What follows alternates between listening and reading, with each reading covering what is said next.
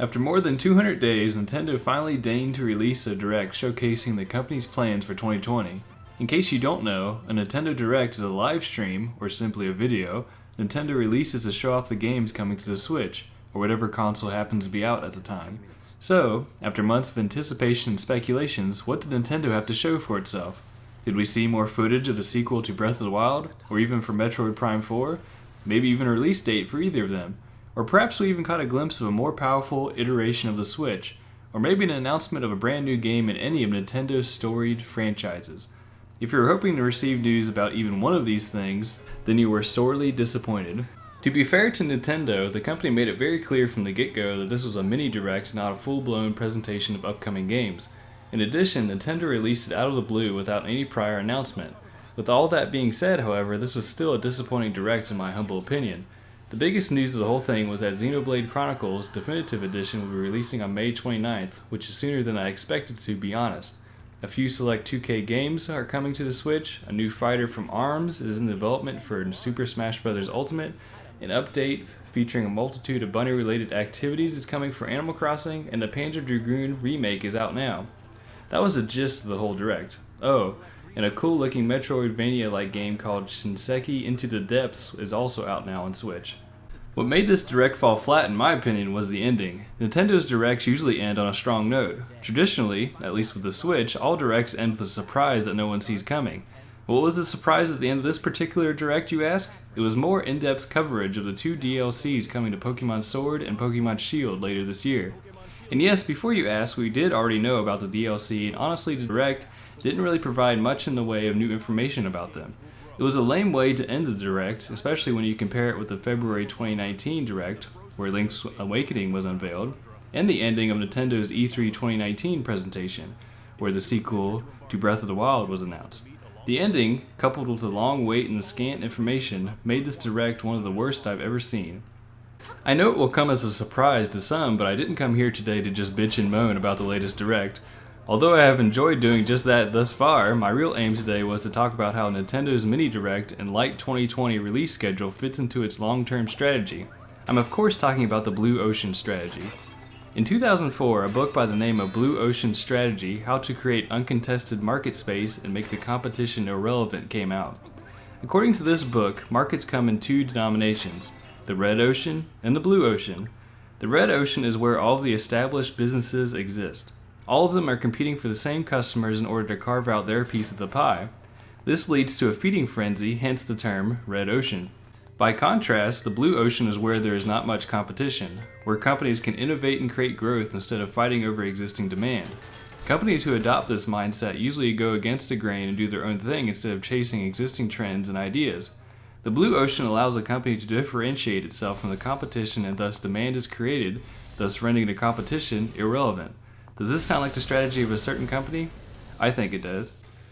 Nintendo is not only using this strategy now, but has always employed it. Still not convinced? Let me ask you this then. Which company released a console in late 2006 that was underpowered and featured motion controls that went on to sell the most units during that particular generation? The answer is Nintendo, and the console in question was the Wii. In case you are still not convinced, then allow me to provide another more recent example. Nintendo released its latest console, the Switch, not at the end of a traditional console cycle, but smack dab in the middle of one. The PS4 and Xbox One were only 3.5 years old at that point, not to mention the fact that the Wii U, the Switch's unfortunate predecessor, was only 4.5 years old. The Switch came out earlier in a different time frame than a traditional console would. Not only that, but it was portable and had less power than the competition, just like the Wii. Despite this, however, the Switch has gone on to tremendous success worldwide. I don't know about you, but the Switch is the perfect embodiment of Nintendo's Blue Ocean strategy. So, what does this have to do with the latest Direct and Nintendo's 2020 as a whole? Well, it seems to me that Nintendo may have planned for 2020 to be a light release year since it wants to avoid competing directly with both Sony and Microsoft, or, at the very least, wants to ignore both of them as it always has.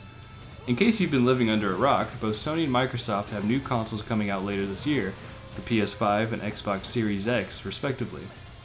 Consequently, a lot of hype is swirling around the impending release of these 2 new machines. Nintendo may want to avoid being overshadowed by not having many major releases during this time period, hence the mini Direct. Let's look at this from another angle. The Nintendo Switch had a big year in 2019. Nintendo released a gargantuan number of exclusives on the system. There were Super Mario Maker 2, Marvel Ultimate Alliance 3, The Black Order, Fire Emblem Three Houses, Astral Chain, Daemon X Machina, The Legend of Zelda Link's Awakening, Luigi's Mansion 3, and, to round it all off, Pokemon Sword and Pokemon Shield. This list isn't all-inclusive either, as a ton of smaller exclusive games released in the system as well. Not to mention the fact that Animal Crossing New Horizons was originally scheduled to be released in 2019 but was pushed back to 2020. Nintendo even apologized for the delay as if there was nothing else to play on the Switch in 2019. The reason I brought up all of the games which were released last year is so I could pose a simple question. Why would Nintendo have a packed 2019 but a relatively quiet 2020? The answer, I believe, is what I stated before. Nintendo knows that people will be focused on the PS5 and Xbox Series X and thus doesn't want to release too many games this year. This is why I think neither Breath of the Wild 2, or whatever it'll be called, nor Metroid Prime 4 will be coming out this year. As a side note, Metroid Prime 4 may have originally been scheduled for release this year, but, as everyone should know by now, development was rebooted on the project early on in 2019. As I was saying, things could change since Nintendo loves to keep things a secret, but I don't think 2020 will be quite as exciting for Switch owners as 2019 was. It's worth noting that we at least knew a little bit about all of the major releases in 2019 earlier that year. Flash forward to 2020 and all we know so far is that Xenoblade Chronicles Definitive Edition and 2 Pokemon DLCs are coming out this year, and that Breath of the Wild 2, Metroid Prime 4, and Bayonetta 3 are in development, at least in the major titles department. Speaking of Bayonetta 3, that's really the only game that I could see getting a surprise release date sometime later this year.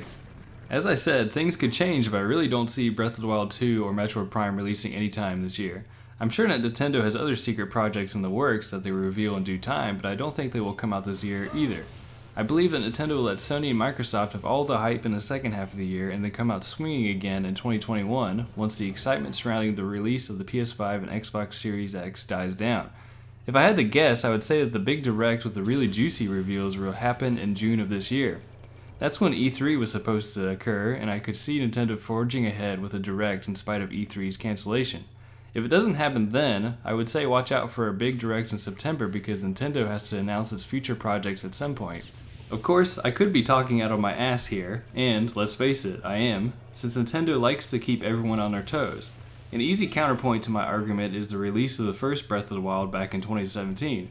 Both the Switch and that game released in a very busy couple of months in the world of video games, and both of them did quite well, in spite of that. And that's the whole point of the Blue Ocean strategy, isn't it?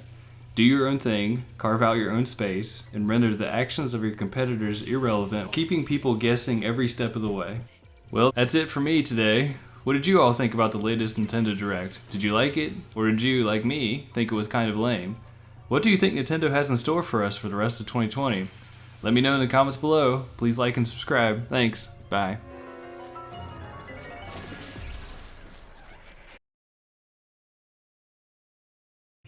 What seems to be a trend regarding my recent videos, there has been more news since I could complete my video.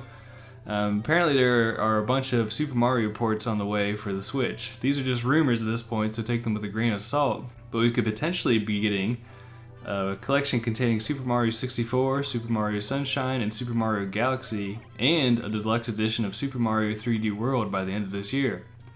Not only that, but rumors also point to a new Paper Mario title. This kind of sounds too good to be true, but should actually come to pass, and that makes me feel better about boldly proclaiming that Breath of the Wild 2 is not coming out this year. And if all this is indeed true, it figures that Nintendo would choose to port Super Mario Sunshine to Switch now, of all time, since I purchased a GameCube along with a copy of Super Mario Sunshine at the end of last year. Thanks, Nintendo.